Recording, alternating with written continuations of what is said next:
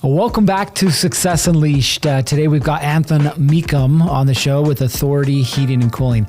So Anthon has been in business since 2006. Last year generated $7.2 million in revenue. This year on pace for $8.5. So why should you listen to him? Probably because you want to be somewhere where he's at.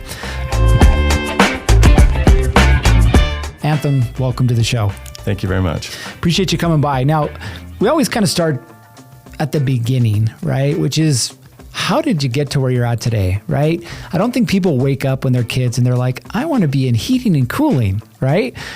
How did you get into heating and cooling? Okay, maybe it's kind of a funny story, but since a young age, I liked motorcycles. Okay. And I started learning how to fix motorcycles when I was 12 years old. I bought my first one, and I just loved working with my hands. And so in high school, I decided to take an automotive class to get just better with working with my hands. Didn't have the intention of doing any mechanics or anything, but at my senior year of high school, I had an auto mechanics class, and at the end of the school, they had some people come from a university called Universal Technical Institute from Phoenix, Arizona, and they came in to present this automotive, ongoing education you can do after high school.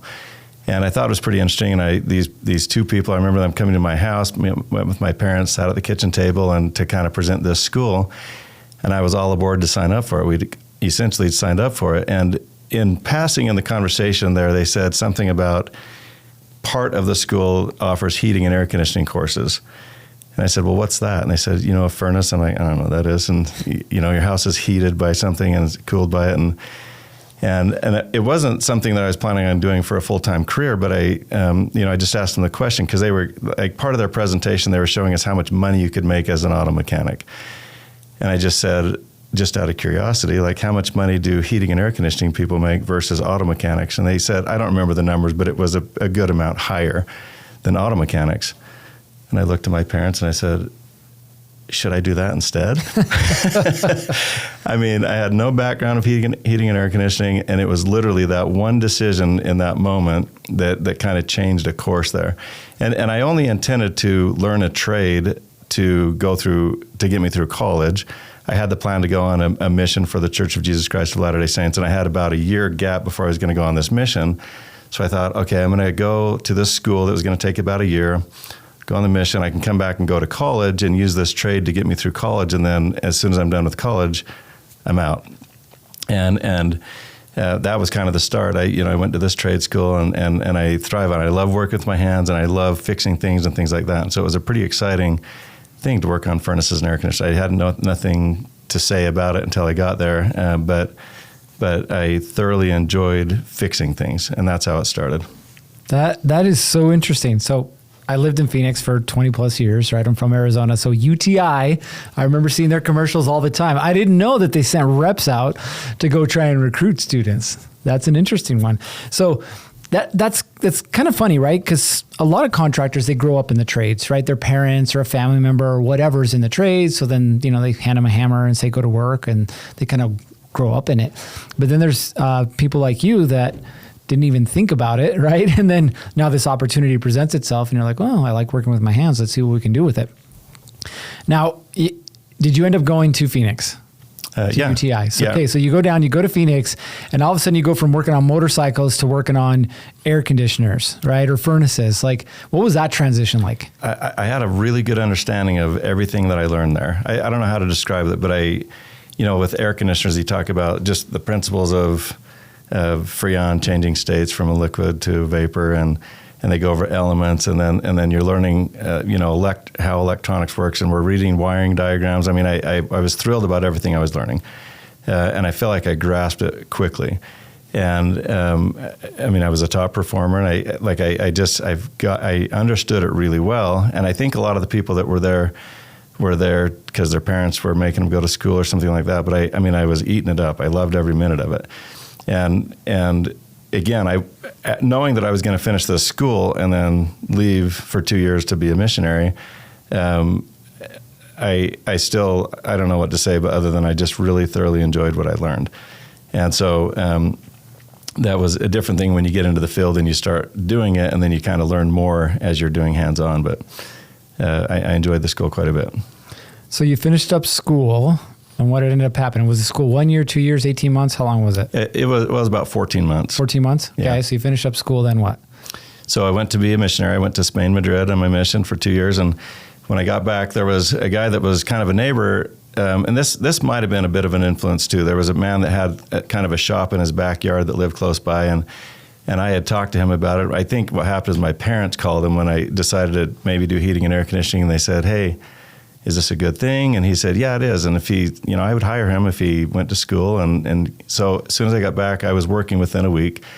And what we did at that time was he did a lot of new construction. So we'd go to a house after it was framed up, and I was learning how to set the furnace in and run all the ductwork, and just, I loved it. I mean, I loved learning how sheet metal, how you'd cut it and bend it and shape it, and cut myself all the time. And it's hard work, it's the middle of the summer, it's blazing hot, or we're working on houses and it's snowing on us in the wintertime. And so it's hard work, but there's great satisfaction when you get done putting in a system and you turn around and look at it, and I mean, it feels like a piece of artwork. It's custom, and there's a lot of pride there.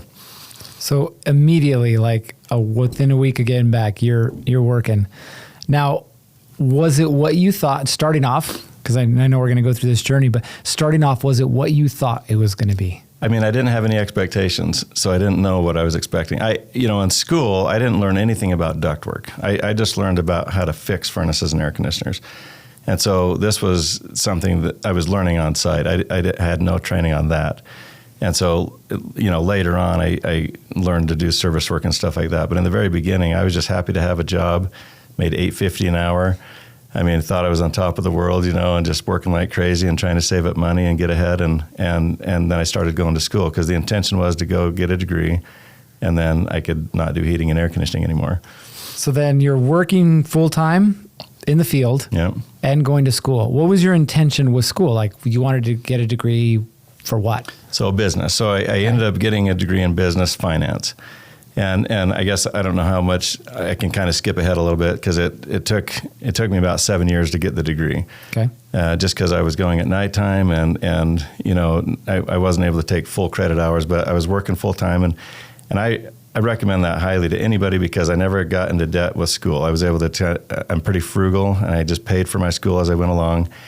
And eventually I graduated and kind of wiped my hands clean of heating and air conditioning. I got a degree in finance and moved on and thought I'm never coming back because like the hard manual labor kind of got to me after a little while, and I figured I was moving on to something different. I've had aspirations of the stock market. Finance is something that like really intrigues me in real estate and things like that.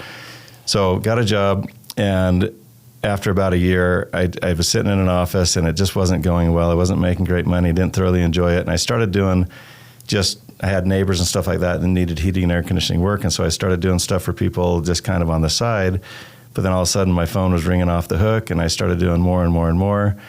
And eventually it got to the point where I decided that, there's probably enough work I could do this full time instead of this other job that I had, but just until I could figure out what I was doing with life and then get a real job, and it literally started like that. And so this went on, and after a couple of years, I needed another installer and needed another technician, and after a while, I needed to hire an office person. We didn't have an office at the time, had to build like a little office, and one day after we'd been in about 8 or 9 years, we had about 15 employees, and I kept telling my wife, as soon as I figure this out, as soon as I figure what job I'm going to get, then I can stop doing heating and air conditioning.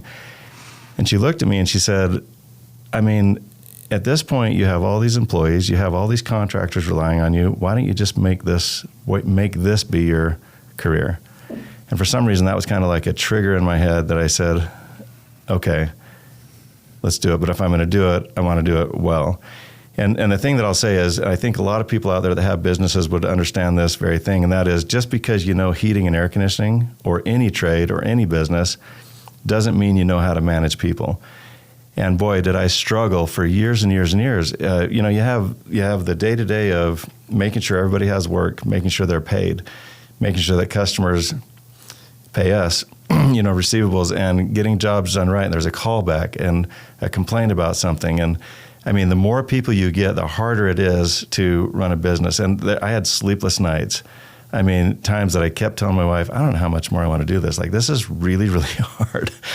And eventually I got to the point where I thought, we had about 20 people at this point, maybe doing about maybe 2 million. And I thought, to get to the next step, I need some coaching. I need somebody to come in. And so I found some coaching people that came in, and some of the big things, and this was a life changer for me. Because I was expecting, in this process to learn heating and air conditioning better, and or whatever the case might be. But the first thing they said was, "Where's your organizational chart?" I'm like, what? What is that? What is that? What is what's your goal? I'm like, I don't know. Like, what's your mission statement? What are your core values? I mean, they're asking me all these questions, and there was kind of a process that I had to go through, and it was terribly annoying to me at the time. I didn't have time for this, I thought. And in fact, it took me a few months of them just hounding me to kind of come up with a mission statement. And so one day I sat down, I took it seriously, and this was the life-changing thing that happened for me that I think any business should take into consideration. And that is when I sat down and just took a lot of time to think and start writing my thoughts down. Because the question was, if you could accomplish anything with this business, what would it be? And I had never asked myself that before. Am I just here because I'm here to make money? Am I here because I'm helping the community? Am I trying to employ people? I mean, what am I really trying to accomplish? What's the end game? Am I going to retire someday and sell the business? Am I going to pass it on to family? Or, just stuff I'd never asked myself. And then there was this process of writing down your current revenues and then projecting out 5 years. I had never done that before. And in this coaching process, they had kind of a spreadsheet to show us, okay, here's what your current revenues are. Here, if you could see like a simple growth of like 15% in each department, here how it comes out in year 5. And I went through that process and I put everything together, and I looked at that number at year 5 and I was like, I don't know how we could ever hit that. That seems impossible. But we set this goal, and what was interesting is dollar for dollar, we hit those revenue goals every single year. And of course, I would revise that every year, and we most recently redid that goal again, and it's I have full confidence that we'll hit that. There's something that happens in your mind and it happens in the universe when you set a goal and you write it down and you concentrate on it, and then you talk about it in your management meetings, your company meetings, you portray that out to the group, and for some reason, miraculous things happen. But until you have a clear vision, and you have to define what you're trying to accomplish as a company and what your goals are, and then magic happens.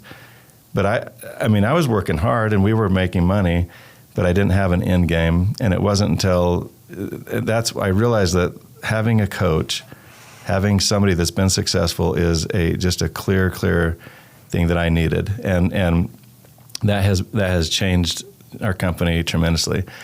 The other thing that I would like to say is there's, I tell this story a lot to our group. Am I okay? Just keep talking? Yeah. Okay. Yeah, keep going. All right. So I was a technician. I had hired on with this company and worked for about 1.5 years learning how to do new construction. Then I got a job with a company where I learned I actually did service work. And I thrived on this. It was probably 4 or 5 years of just fixing furnaces and air conditioners.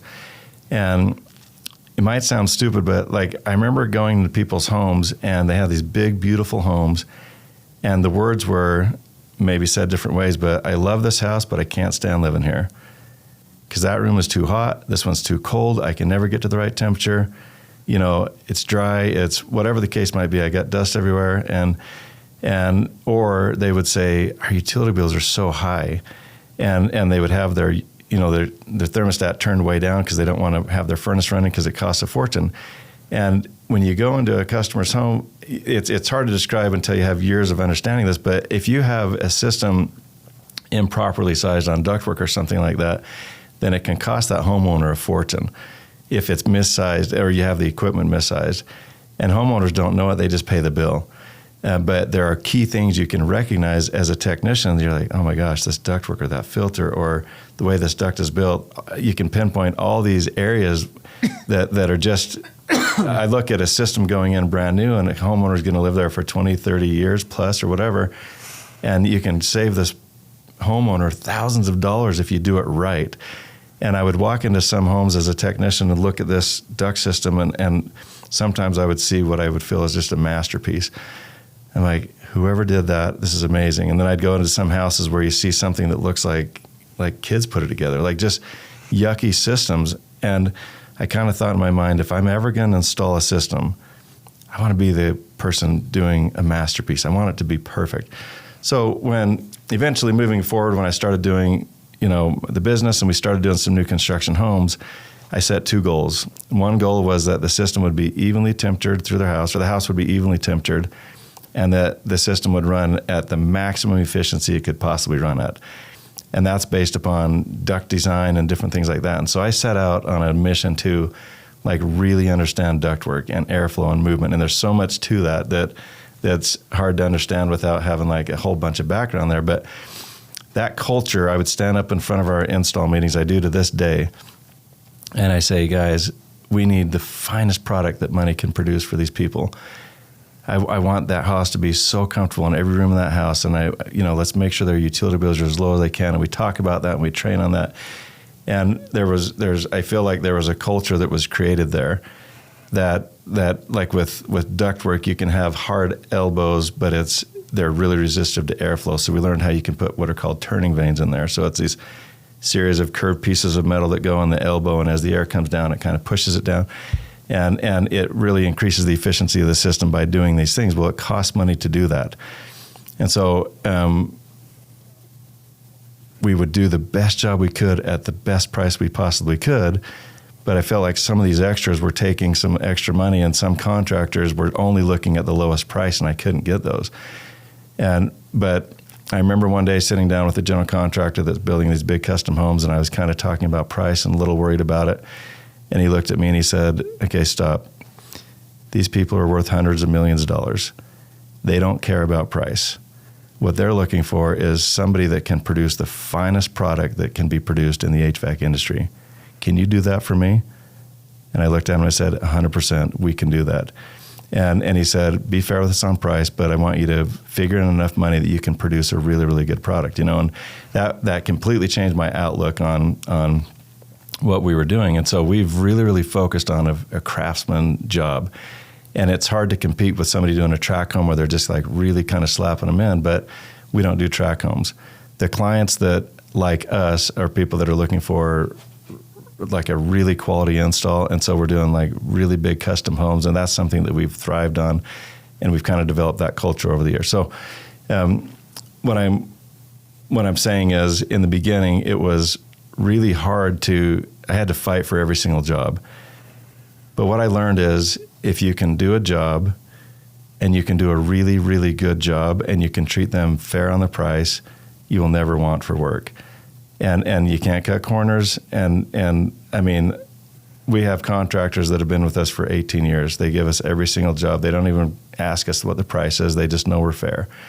And if you can build that kind of a culture, but I think what happens in business sometimes is people think, how much money can I get out of this? Or they're just kind of this, what's in it for me? And if you have a true desire to do a really, really good job and help that person, whether it's the homeowner or the contractor, then business will flood in. And I've seen that over the years. And so we talk about that a lot in our company is just work honest, work fair, do the best job we can, and we constantly train. And I've just seen the business grow and grow and grow and grow. And I personally feel like those are business principles that would apply in any business. If a homeowner feels like you're fair with them and you're there to really, really help them, they will call you back time and time and time again. If they ever feel like you'd been dishonest or charged the wrong price or led them down a road they didn't need to go down, then they're not going to call you back. And so our business philosophy is fairness and honesty in every transaction. Do the best possible job we can. We're trying to figure out how to improve our processes every day so that we can get our price even lower if we can. I want to make more money, more profit, but I don't want to do it at the expense of raising the price on a customer. I want to make more money because we've improved our processes enough to where we're more efficient, and that's how we can produce that better product. Hey contractors, let me tell you something real quick. A lot of contractors struggle because the business they created has them feeling stuck. If you feel trapped inside of your contracting business, still wearing all the hats and can't seem to get ahead, well, we'd love to help. We're offering a free planning session where we'll show you how to remove the chaos from your business and grow predictably. If you're interested, you need to go to our website, www.americancontractornetwork.com, and book your free session now. All right, that's it for me. Let's get back to the show. So I'm gonna pause you for a second because you're literally just dropping like bombs and bombs and bombs and bombs and bombs. Okay. Like going through the whole thing. Good, right? But I'm like, a listener right now is gonna be like, holy crap, where do I start this whole thing, right? Sure, okay. So I'm gonna go back a little bit and kind of break this whole thing down, which I appreciate you sharing. So you talked about the amount of time that you had to spend in the field, right? Getting to know the industry, right? Whether it was the new installs or the service work. How long do you think it took you being in the field before you felt comfortable working on the majority of the systems or installs that were out there? Oh, really valid question. I mean, I would say after maybe year 6 or 7, I felt really comfortable. And that was with, duct sizing, air movement, how to fix furnaces and air conditioners and really, but yeah, until then, I mean, I would have never been able to consider starting a business, I don't think. Yeah, that's great. And it's normally what it is, right? And this is the interesting thing. You've brought up, business owners in general, which you're 100% accurate. But people don't realize, like, you can't replace time. You can't replace reps. And I don't remember the name of the book. There's a book that came up with this study, and they said, hey, we looked at soccer players in Brazil. We looked at ballerina dancers in Europe. We looked at, ice skaters. We looked at tennis players. We looked at across the board professional athletes. And what they realized is it usually takes about 10,000 hours before you feel proficient enough to be like, I got this. Yeah. Right. And it's really interesting to hear you say that, from your perspective. For mine, it was the same thing, right? Even as a police officer, it's like, hey, this is cool. I get to drive fast and, I get to carry a gun and some handcuffs. But like, it took me probably 6 years before I was like, I feel comfortable with the majority of calls. I know what needs to happen. I can deal with most of the people, right? It just takes time. What would you say to a newer owner that may have said, hey, I don't like working for this guy anymore. I'm going to go out on my own, or, just graduated from school or whatever the thing is, but now they are out doing it. What would you say to them as far as like the process to get to that point where they can consider themselves an expert? Yeah, well, I might be a little bit of a slow learner because it's been 19 years. And again, the thing that keeps coming back to me as far as just because you know heating and air conditioning doesn't mean you know how to manage people or run a business. And that was a wide awakening thing for me to figure out when I had 10, 15, 20 people. And so, I mean, I would say that I don't even feel 100% confident and comfortable saying that I figured it all out today. I mean, literally, our whole management team every single week is going over the new process, the new procedure, or how to refine this and how to get it better and better and better. And there's, we now have over, we have about 50 people in the company now. We've had a quick growth over the past couple of months. We're on an exponential growth now, and that even got harder. New managers coming in, and so.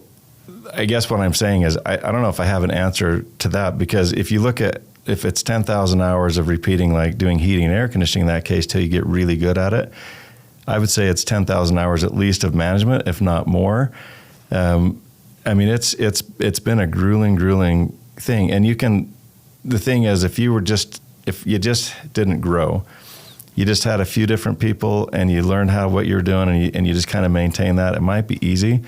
But we have really, really big growth paths right now. And as we've grown, you have to adapt and you have to change. And year after year after year, we're just constantly learning, okay, that didn't work really well. Let's do this. But then when you get people that are coaches that have been down that path and they can say, okay, here's what you can count on. I mean, that has been the biggest help for us, talking to people like you, just showing us the way and how companies are successful. So that's a long answer, but I don't.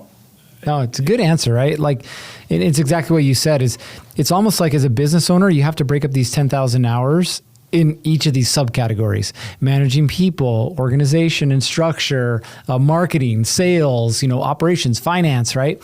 Yeah. What would you say, by the way, that was a great answer. What would you say, like, if somebody's considering, coaching, right? And obviously, you and I have never worked together in that relationship, but you do value, obviously, coaching. Obviously, it's a lot of what I do. But if somebody is considering it, from your perspective, how much time has coaching saved you, and how much money has coaching made you? I mean, I don't know if it's even calculable, but I would say that hands down worth every bit of effort and every bit of cost.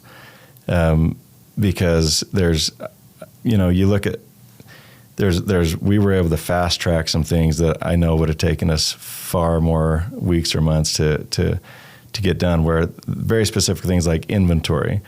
There's a process that we were taught on. Every van has a specific inventory list, and there's a specific way to label it and mark it so that when that's used off the truck, it goes on a replenishment process and put back on, and use this software. And I don't know if I would have ever been able to figure that out. But that alone has been like a few years in the making, but it was working with some people that have specifically done that exact way. And we had coaches say, okay, now how do we do this? And how do we do this? And they walk us through that. And so I just can't possibly see how we could have gotten to where we are right now without having coaches. There are so many variables that come into play with every process, and certainly would have saved us thousands and thousands of dollars by not having as many mistakes along the way. Yeah. Thank you for that. Okay. Question about growth, right? Because everybody wants to grow. I mean, you're almost at 7.5, pushing over 8, still want to grow. There's people that are doing 250 a year and still want to grow. So I think growth is a big piece of the conversation. What, in your growth, what would you say the first like big issue or roadblock was? I mean, it's people. People. People is the big factor. And what I mean by that is that can be amazing or it can be really painful. And you're giving your life in people's hands, and they're giving their life in your hands. I mean, there has to be a good employer must take really, really good care of the people working there. I mean, they're giving their all. They're away from their families. They're working like crazy. And in return, the company should be taking really good care of the people and vice versa. And we've had both situations where we've had amazing people that are really fast-tracked. You can get somebody in that already has the experience and really, really help you get to that next step. I don't think there's any business owner that is good at all the areas of marketing and finance and accounting, and then also operations. And so really getting good people in place and keeping good people, retaining good people, training good people has been really huge. And so in the beginning, I remember the first time we had to hire somebody that was going to come in, and it was like $15 an hour to get somebody that could come in and do like accounting and office work stuff. This is years ago. And I looked at my wife and I said, I don't know how we can afford this. I mean, this is huge. And this person came in, and the revenue of the company doubled in a short amount of time, because all of a sudden I wasn't doing like the invoicing and all of the tedious tasks. So I was able to use the skills that I had and make them produce more. And that happened all along the way. You get a really good technician and an installer and then a manager. But you also, there's a balance of when you're going to get those people into place. But by far more than anything is the people in the organization, and it's the responsibility for sure I've learned from the business owner to train, and any amount of cost or time necessary to make sure that everybody fully understands their duty. And what that does, one, is it retains people. People love if they're advancing, learning, growing. And it also, it eliminates so many issues you would have otherwise, callbacks and so forth. And so my answer is it's people more than anything. Yeah, I love that answer. I want to stay on that track, people. What or how important, I think would be a better way to say it, how important do you think culture is in the attracting and retaining of the right people? I mean, culture is everything. culture is everything. And this is the initial coaching that I was talking about, that I had to sit down and kind of write out what I assume authority heating would accomplish, which I had never done before. And part of that process, it says, write down what your values are. If you could portray your values, and it was a very interesting exercise for me. I'm pretty spiritual. Like I love religion, and I love the Bible and other. And so I thrive on like the principles that are in scriptures, basically. And I think about that. And so as I sat there and wrote that down, it was, man, I want customers to trust us. I want to be fair with them. I want to make sure that we're doing the best job we can, because that's honesty. You know, you charge according to what you do. And as I wrote these things down, it's like I came alive with like, okay, this is who we are. And then I actually wrote down core values. You know, what are our core values? And as I wrote those down, everything just kind of like started ringing true to me. And so, you know, we have a company meeting once a month where we have the entire company in this room, and we've done that for years now. And every meeting, I stand up and I talk culture more than anything. I don't talk about revenues. I don't talk about anything. I just talk about how we're going to take good care of the customer, how we're honest with them, we're honest with each other, and I talk culture. And I feel like we now have such a culture that it's attracting, in my opinion, the best of the best. If people want to have that kind of an environment, I mean, that's my deep core values of who I am. And a company becomes, I think, what the leaders of the company are and what they portray. And I've had many interviews over the years where people come in, and as I express our core values, we both know there's not a fit. And that's fine. I'd rather know right now. And that's totally fine. But the people that come in and I express our core values that feel that same way, I mean, it attracts them like, I was going to say like flies, but that's kind of weird. I mean, it attracts people in. And so the culture that you build in the company is far more critical than anything you could do. And every company has its own culture, but you must define that. And you must talk about that in every meeting. And you must, when you're putting ads out for a new employee of some kind, your culture must come out in your ad and attracting the people that thrive in that same culture. And I can't say enough about that. I feel like that has been a major thing over the years of just building and expressing that culture in every meeting and every conversation. Yeah, I love that. Absolutely love that. I think you're probably looking for magnet. There you go. Versus the other analogy you were going towards, you're like, wait a minute, that's not a good. But you're right, it is. It's like a magnet. And I love that. I think one of the most powerful exercises you will ever do as a business owner is define your core values. One of the most powerful. And you know, when we onboard new clients, that's like one of the first things that we do. Yes, vision, but right below vision is culture. Has to be. And you are the epitome. There's a book I have out there in my library. A CEO must do these three things, right? That's the title of the book. And vision, culture, resources, like that's it.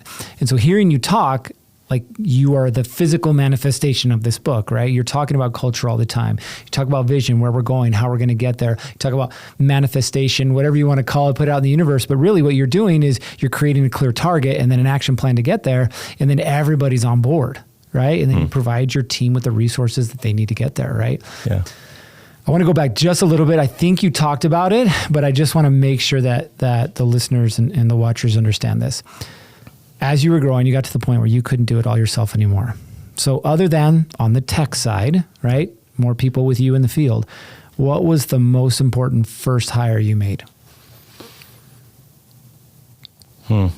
It might have literally been the one I kind of referred to. And this is, it was office help. Like I would work all week long, and then I would have a stack of invoices. I remember having a contractor call me on a job we did like 2 months earlier, and he's like, "Are you going to send me an invoice on that?" I'm like, yeah, I'll get to it. You know, just behind. And I was entering data into QuickBooks. I was, you know, doing the books, also doing the invoice and all that. So that was a major, major change for me when I got somebody in the office that knew how to enter all the data, how to, talk to customers. I wasn't taking all the phone calls at that point. Somebody else was fielding some of those phone calls. And it just really freed up a lot of my time to focus on things that I think were more money producing. And it's counterintuitive, maybe I was trying to say, is I thought, well, I'm going to be paying this person this much money, and that's going to take away from the amount of money the company can make. But it was completely opposite of that. I remember just being baffled a few months later. I'm like, why didn't I do this a long time ago? And that led me to not have much anxiety in hiring the next people. I remember the very first time, so, we're hiring technicians and installers and somebody that was kind of in a management position. And my wife and I went on a cruise for a week. And I'm like, I don't know what this is going to be like when we come back. What's going to happen? And up until that point, I had every single phone call. I knew every single customer that was calling in. I knew every service call. I knew every installation. And we came back, and there was a furnace and an air conditioner that had been installed. And it was a customer I had never even heard of before. And it was priced for the right amount of money, and the job looked beautiful. It was done. And I looked at my wife, and I'm like, can you believe this happened? There was something that happened without me here. They followed a process. They sold the job. They installed it. It looks great. And I don't know, I don't know why it took me so long to figure that out. I'm like, oh my gosh, having good people that can do these things, so they can duplicate what you do if you teach them right. So, but the first most important one was, for me, it was getting office help and helping organize the books and the finances so that I could focus my efforts. And then I needed more help with the physical efforts out there to kind of duplicate what I was doing. Yeah, I love that. I call them MGAs, money generating activities, right? If you stopped right now, whatever it is that you were doing, and said, is this helping me generate more money? Odds are probably not, right? And again, it's the mindset shifts, and you have to make that transition, but you have to understand, like, hey, me checking emails, not making me money, right? Me answering phone calls, not making me money, right? What is it that for me in my business is going to help me make more money? That's what I need to focus on. Get rid of everything else. Yeah. I'm literally at the point, which I don't know when it was for you, but I'm handing over my email inbox to my office manager, which for me is huge, because what's something I've grown accustomed to over the last 8 years? I wake up in the morning and I check my email, right? And so now it's like, wait a minute, I'm only going to check my email at 12 and at 4. And the only things that I'm going to look at are the things that I need to answer. Everything else she's either deleting or she's answering, right? So we start to think about that and say, okay, how much time have I wasted doing that, right? Yeah. I remember when I did that with social media.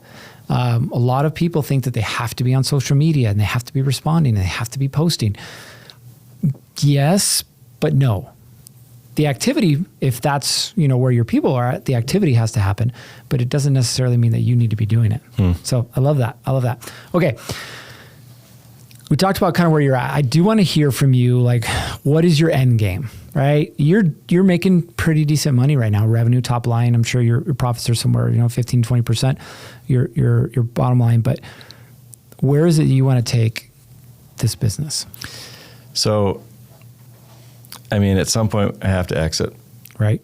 And that's been a big topic because, and it's kind of a touchy topic a little bit too, because a lot of the people that have come into our business have been at other businesses that sold to like an equity firm or something like that.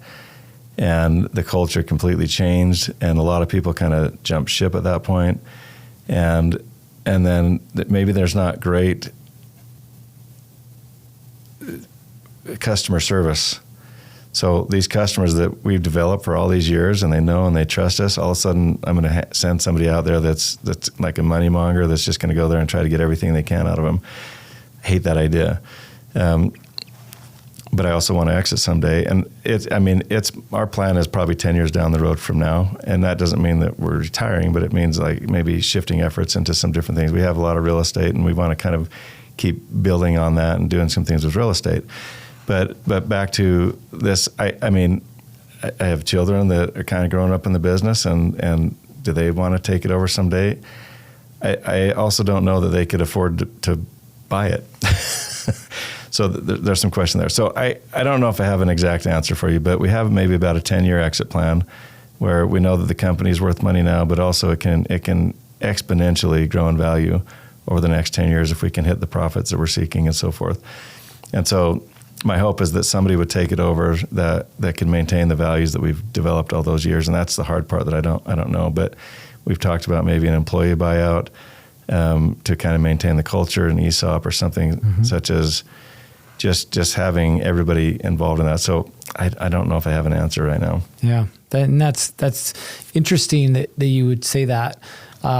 Yes, the outcome is clear, right? The exit in 10 years, but the how is still a little murky. But you've got time to figure it out. And I think that the options that you're considering are obviously, good options. Now, to kind of wrap this up, I do have one final question. Okay. And I never warn people about this because I want to hear straight off the cuff. You're starting over. Okay. You have no resources available to you other than your mindset and your skill set. You're given $1,000. What are you doing with that $1,000? I mean, that's about how much I had to start. Like, like anybody can start a heating and air conditioning business, really, or a lot of tradespeople, and just go. I wouldn't have never been in debt, and I would choose to stay out of debt completely. I just kind of bought stuff as I went along, and so you can have fairly immediate revenue with like some trades if you can do it right. And so I don't know that I would have done it much differently than. I mean, if the question is starting with $1,000, that's kind of where I started. I think, though, when I started off, I didn't have like a strong determination to go anywhere. I literally spending like a few hours can change your future.